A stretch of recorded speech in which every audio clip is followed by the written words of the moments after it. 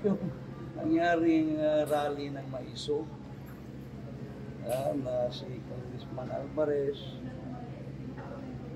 during the rally withdraw ng support yung PNP, military, army,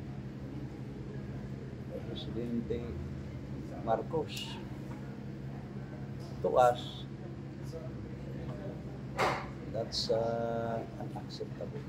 Mm-hmm. Sir, base sa yung pagkulong ng hearing kanina, kamusta po? Ano pong masasabi po ninyo?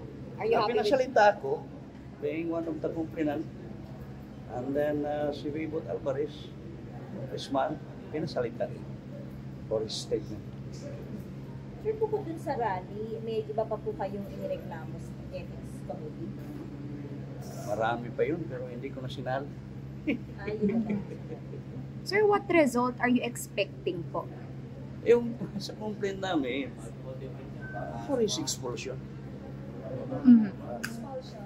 Bakit expulsion? Sir, bakit po That's expulsion? too much.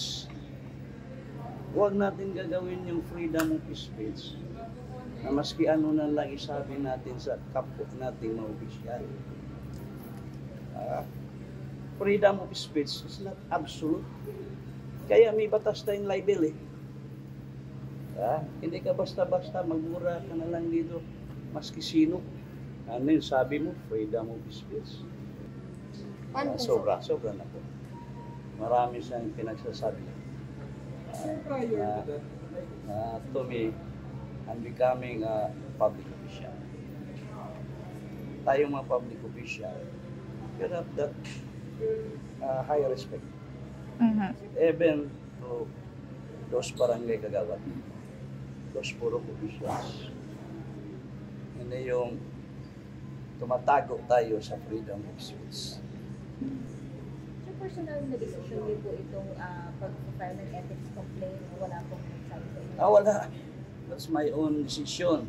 In fact, yung mga councilors ko, barangay captains, I told them that I'm going to file a complaint against Congressman Alvarez.